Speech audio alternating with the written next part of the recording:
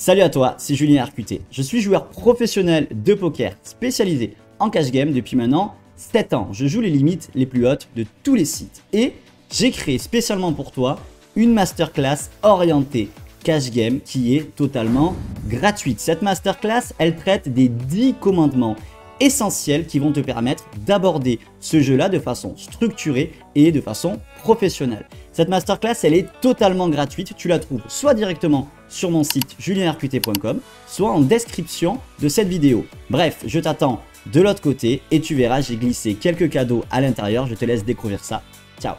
Salut à tous, c'est Jus. Bienvenue dans cette nouvelle vidéo. Je reviens tout fraîchement de l'EPT Barcelone où vous avez pu suivre un petit peu mon deep run sur les réseaux sociaux.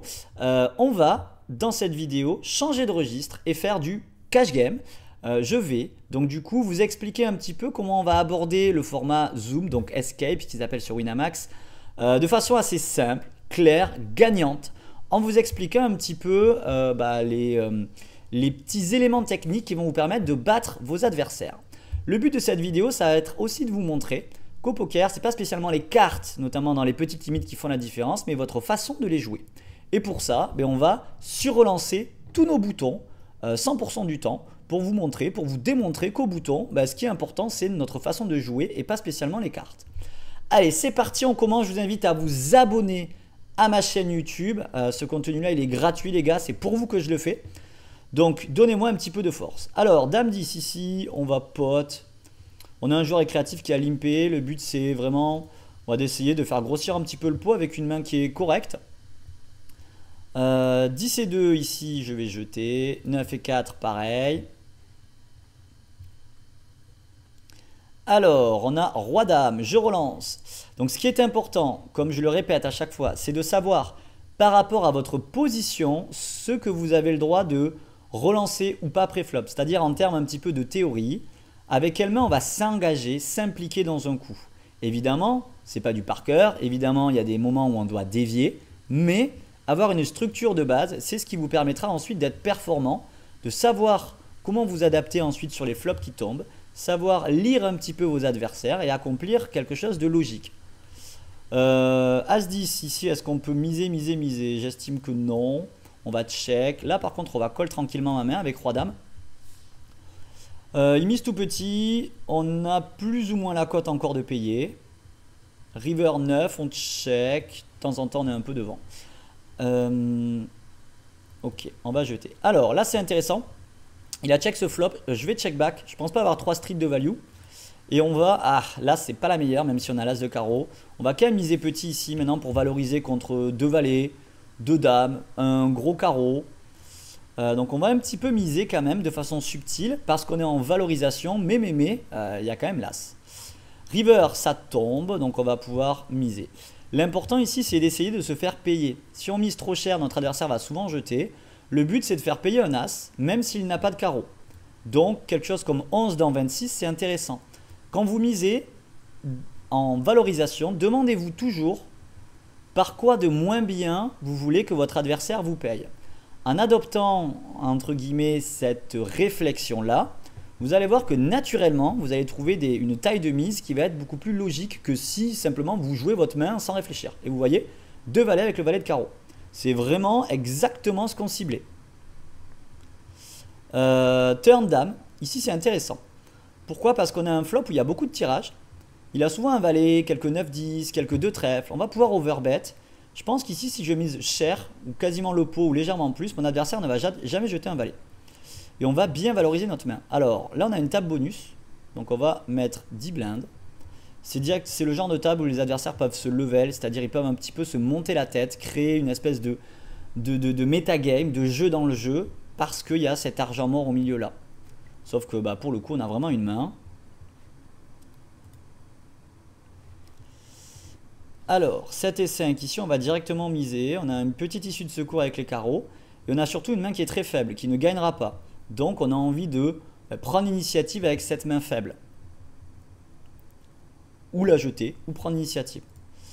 Alors, Roi-Dame, on va relancer. Donc en SB, quelque chose comme 11 blindes, c'est bien. Quand vous surrelancez, évitez de faire 3 fois la relance. Faites 10 blindes, 11 blindes, 12 blindes quand vous êtes hors position, c'est très bien pré-flop. Pourquoi? Parce que si mon adversaire relance 2 blindes, bah, je ne vais pas faire x3, mettre 6 blindes, c'est pas assez. Il faut toujours que j'en mette 9, 10, 11, 12 à peu près. Si vous surrelancez avec une taille de mise trop petite, bah, en fait vous allez donner une super cote à votre adversaire. Il va tout le temps payer, vous allez être hors position et avoir un coup qui va être compliqué à jouer. Donc mettez plus cher, 10, 11 blindes. As-9 off, on va relancer. Ok, tout le monde fold. Donc les joueurs sont assez serrés hein, sur ces limites-là. Donc on va beaucoup les bluffer quand on va s'engager dans des coups. Ça va vraiment être notre façon de jouer. Bien sélectionner nos spots de départ. Et une fois qu'on les a sélectionnés, être assez agressif dans notre façon de les jouer. Donc on va éviter de subir, mais plutôt nous faire l'action. 8 et 4 fold. Là aussi. Ici, on va isoler quelque chose comme 5 blindes. On a un joueur récréatif. N'ayez pas peur d'avoir la main lourde. Hein. S'il fold, c'est pas grave. Au bout d'un moment, vos adversaires vont se mettre à payer. Ils vont en avoir marre. Et c'est là où vous allez vraiment valoriser vos mains. Alors, on a dit qu'on surrelançait tous nos boutons. On n'est pas gâté avec notre main, mais on va quand même le faire. On va respecter notre idée. Pour vous montrer qu'au bouton, ce qui est important, c'est vraiment notre façon de jouer notre main, plus que nos cartes. Ici, on a un flop As-8-5, on a quand même un gros avantage de range, on va miser. Quelque chose comme 7 blindes et on va potentiellement second barrel sur la turn. A priori, on bluffera pas river, on fera pas tapis si on est payé 2 fois. Mais on va quand même faire l'action. Ok, il a jeté, parfait. Là, on a une table bonus avec 10 blindes au milieu. On a relancé avec notre dame valet qui est une main forte. Et on se fait surrelancer directement par Vinicius. J'ai presque envie de 4 bet ma main. J'estime ici qu'il a beaucoup de mains moyennes, qu'il a envie de jouer comme ça. Et j'ai potentiellement envie de faire presque même tapis. Hein. J'hésite entre tapis ou call. Là, je peux plus 4 bet. Parce que si je 4 bet, je sais que je vais me faire payer par lui. Donc, globalement, j'ai pas trop de bluff. Le call me paraît correct, même si on va être en position. Donc, c'est un argument pour payer. Mais on sait qu'on va avoir une main qui va être un petit peu moyenne par rapport à Vinicius. On ne va pas trop savoir où se situer. Paire de 3, je vous déconseille de payer. Quand il y a des opens comme ça un peu en début de parole, c'est des mains qui vont vous faire perdre de l'argent. Si jamais vous jouez vos petites paires comme ça pour simplement faire brelan, vous allez perdre de l'argent à long terme. Parce que la plupart du temps, vous n'allez pas faire brelan et vous allez jeter. Et petit à petit, perdre. Donc on va plutôt choisir l'option agressive avec nos petites paires. Soit on fait l'action, on bluffe et on est agressif, soit l'inverse, on jette. Second barrel payé, on va jeter. Est-ce qu'on peut voir ce qu'ils ont ou pas? Non. Prochaine fois, on regardera. Si c'est 3 suits, on jette. Alors, valet 2. En open, on a dit qu'on relançait tous nos boutons. Donc, ce qui est important, c'est d'être cohérent et d'être, entre guillemets, carré sur vos ranges par rapport à votre position. Je sais qu'on vous embête souvent avec ça. Le but d'une range, c'est pas de l'appliquer bêtement et de ne pas la comprendre. C'est d'essayer de comprendre à peu près ce qu'ont le droit d'avoir les joueurs. Pour comprendre ce qu'ils ont le droit d'avoir, c'est important, nous, d'être carré. Quand on est carré nous-mêmes, on sait ensuite dévier. On sait à quel degré de niveau nos adversaires vont être en termes de réflexion. Et c'est là où on va pouvoir s'adapter au mieux. Si jamais nous, on ne sait même pas ce qu'on doit relancer ou pas, vous comprenez bien qu'on est loin de savoir avec quoi nos adversaires vont faire les choses. Donc d'abord, se connaître nous-mêmes, être carré, nous permettra de comprendre ce que font nos adversaires. Et tout ça, c'est ce que je vous enseigne dans la masterclass niveau 1, Crush les petites limites sur ma plateforme. Vous avez directement le lien en description, en bio de cette vidéo. Vous êtes beaucoup à la travailler. Il y a eu énormément de retours ultra positifs de joueurs qui me disent que ça a changé complètement leur façon de jouer, qu'ils arrivent à monter les limites, à générer de l'argent, à passer les stades au-dessus. Donc ça a commencé en travaillant justement cette masterclass là. Pareil, si j'ai envie de relancer, j'ai pas envie de payer et de subir. J'estime que j'ai un gros avantage de range, que mon adversaire souvent il a un jeu qui est un peu bancal quand il fait ça. Et le but ça va être de mettre pression. On a une petite issue de secours. River 10, la river m'embête un peu. Dans le sens où j'estime qu'il a maintenant pas mal de 10 mon adversaire. Je le vois bien par exemple donc bet le flop avec une main comme Dame 10, Valet 10, 9 10. qui ferait Brelan River. Donc c'est un spot que j'estime maintenant qui est plus cohérent à bluffer. La seule chose en plus qui on va dire, qui peut me satisfaire à checker et d'abandonner mon bluff, c'est que de temps en temps, même si c'est rare, on est devant un tirage couleur manqué. Par exemple, s'il a valet 8 à cœur, ben on a gagné. Donc c'est un petit argument pour en plus checker. Et il nous montre 7 et 6. Vous voyez, on n'était pas loin. Hein. Il fait son petit 7. Mais du coup, l'argument de check était correct. Roi valet, ici, on va continuer à miser. Il n'y a pas beaucoup de 9 chez nos adversaires. Et s'ils n'en ont pas, ils vont jeter. 6 et 9, c'est faiblard. Ok, il colle. River 6. Est-ce qu'on a encore envie de bluff notre main? Pourquoi pas, en misant petit. Le but, c'est de faire coucher une paire plus un trèfle. Ok, il mise de lui-même. Là, on sait qu'il a 0 bluff. On jette. Quand un adversaire en petite limite décide de donk bet, comme ça, c'est-à-dire de prendre l'initiative river alors qu'il a subi tout le coup, il ne bluffe pas. Jamais, jamais, jamais. Enfin, il faut jamais dire jamais, mais à dire 9 fois sur 10, c'est de la valorisation chez lui. Turn doublant de la dame. On va continuer à miser. On va bluffer ce spot. Il n'y a pas beaucoup de dames chez lui. S'il en a, il va relancer. Et il a surtout des tirages. River, les tirages rentrent. C'est un peu embêtant. Donc pareil, je vais give up ma main parce qu'il a beaucoup de tirages. Ok, paire de 8. As-10, ici on a misé. On va check ce flop. On est en 3 way. Donc on a 2 adversaires. On est hors position. On peut call une fois.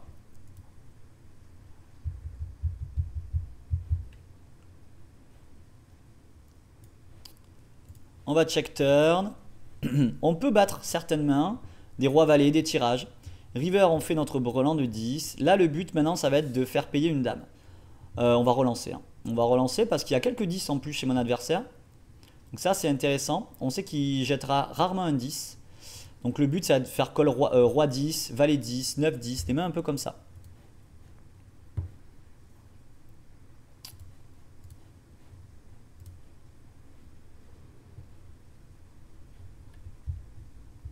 Paire de 6, ici on va surrelancer. Pareil, je préfère prendre l'option agressive plutôt que payer et subir. On est en position, on a une main qui est correcte. On sait qu'on va mieux négocier le coup globalement que lui. Donc on choisit l'option agressive. C'est un petit peu comme en sport. Hein. Quand vous êtes dans un contact, dans un sport, bah, c'est celui qui a peur qui se fait mal. Au poker, c'est un peu pareil. Si vous subissez, si vous avez un peu peur, si vous êtes un peu entre les deux, c'est là où vous allez faire des erreurs. Vous allez vous embarquer dans des coups un peu compliqués, vous allez vous perdre. Alors que si vous faites l'action, que vous choisissez d'être trop agressif, bon ben des fois tant pis, ça marche pas, vous allez tomber sur un mur. Mais la plupart du temps, vos adversaires vont jeter et vous allez accomplir ce que vous voulez. Vous voyez, comme ici. Alors que si j'avais payé, ben peut-être que j'aurais subi l'action et j'aurais eu du mal à gagner ce coup avec paire de 6, on va pas se mentir. Roi 4 shoot, on va défendre. Ici maintenant, je vais bluffer ma main. J'estime qu'il y a très peu de couleurs chez mes adversaires parce qu'ils auraient misé au flop. Donc même si j'ai rien, je bluffe. Et je continue river. Sauf si un trèfle rentre. Roi 4 suit. Là il va beaucoup miser un as. Non, il l'a pas fait. Ici on va folder.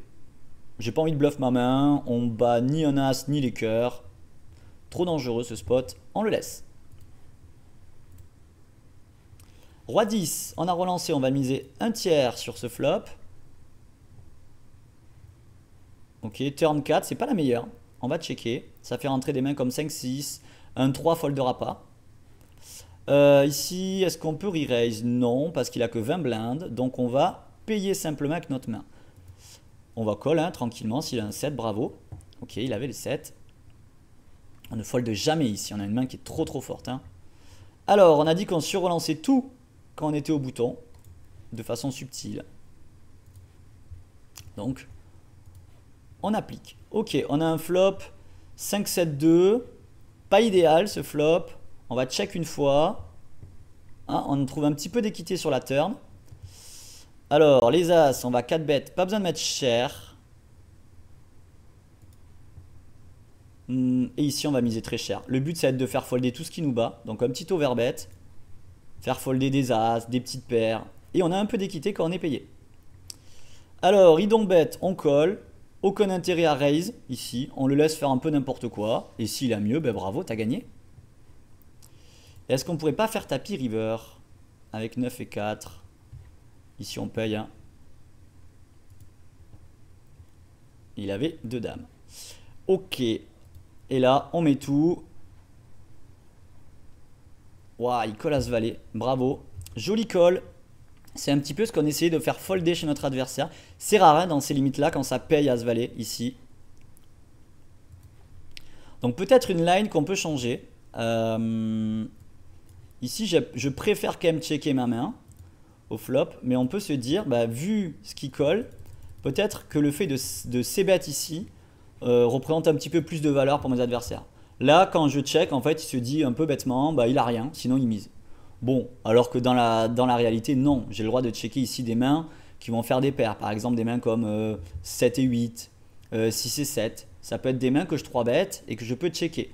Des petites paires aussi de temps en temps. Ici, le but d'overbet, c'est justement de faire folder des mains comme As-Valet. Là, il a eu du courage, hein, de payer As-Valet ici et payer le tapis, bah bravo. Bravo, bravo. Ça arrive, des fois on bluffe, ça ne marche pas. Ce qui compte, c'est que la plupart du temps, notre bluff marche et nous rapporte de l'argent. On sait qu'au poker, bah, ça reste un jeu de cartes et ce que l'on va faire ne fonctionnera pas 100% du temps. Mais ce qui est important, c'est que vous ayez une stratégie de jeu qui vous rapporte de l'argent sur le long terme. Et si on fait ça 50 fois, ben on sait que globalement, ça va très souvent jeter et que ça gagnera de l'argent. Valet 10, on défend. On fait top pair au flop.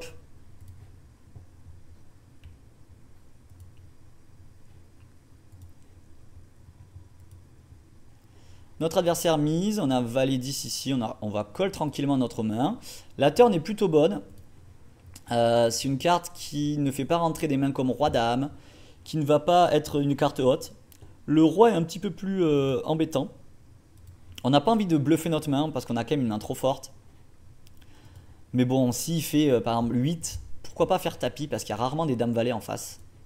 Ah, il m'est cher. J'estime qu'il y a rarement de dames-valet. Est-ce qu'on n'a pas envie ici de mettre très cher pour faire folder dame-valet? Il a jamais les rois parce qu'il mise à la turn. Il a rarement dame-valet parce qu'il mise à la turn et j'ai un valet. Donc on va faire tapis.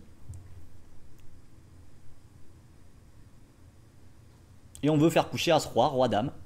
Des mains un peu comme ça. Il réfléchit. Et ça jette. Et vous voyez, et là, on passe d'un coup qui est perdant, où on va souvent call river et perdre de l'argent, et en fait, on va le faire jeter, prendre ces 10 blindes qu'il a mis, enfin ces 13 blindes qu'il a mis au milieu, et générer de l'argent. Et en plus, on génère un petit peu d'énervement chez lui.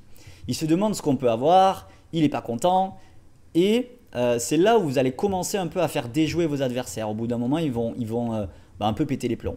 Et tout ça, comprendre un petit peu avec quel combo on peut bluffer, pourquoi on a le droit de le faire, contre qui on joue aussi, donc son degré un petit peu de compréhension du jeu, c'est des choses que je vous apprends dans ma masterclass. Où là, on ne fait pas simplement du jeu dans la masterclass, mais vraiment, pas dire papier cahier, mais je vous prends thème par thème et on bosse tous les thèmes. Et ensuite, une fois qu'on est carré sur tout, là on fait du jeu et on commence. Au poker, j'avais un ami qui me disait ça. Il me disait, quand on joue, il faut le voir un petit peu comme le match. Et quand vous travaillez votre jeu, quand vous regardez des vidéos, quand vous étudiez ma masterclass, c'est un petit peu comme un entraînement. Et si vous faites un match de foot, si vous jouez au foot, vous ne faites pas que des matchs.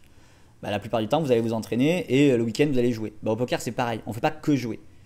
Donc quand on joue, c'est qu'une fois qu'on a bien bossé et on met en application les concepts. Là, vous voyez, typiquement, on a un 3-bet qui est nul. Il 3-bet x3, ça n'a aucun sens. J'ai une cote monstrueuse pour payer. Donc merci, j'investis peu pour potentiellement gagner beaucoup. Et je suis en position. Donc prenez l'habitude de mettre 10, 11, 12 blindes. Surtout contre un joueur comme moi qui techniquement va être meilleur que le field en NL10 et je vais beaucoup payer. Donc il a tout intérêt à me faire payer plus cher quand il a une main forte.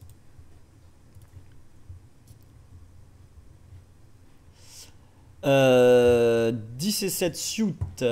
Ici on va relancer. Là pareil. En SB je mets 3 blindes. Sinon 2,5. Bon, c'est des détails, hein, c'est pas très grave. Hein. Disons qu'il ne faut pas trop vous prendre la tête avec ça. Ce qui est important, c'est comprendre pourquoi on mise, savoir pourquoi on bluffe, qu'est-ce que l'on veut accomplir quand on fait une action, se poser les bonnes questions. En fait, cette logique d'esprit quand on va miser ou quand on check, c'est ça qu'on doit avoir au poker. Et le game changer, il est là, plus que des petits détails. As-7 shoot, boum, on relance. Alors, on se fait 3 bêtes, on va fold notre main. Trop faible pour se défendre ici.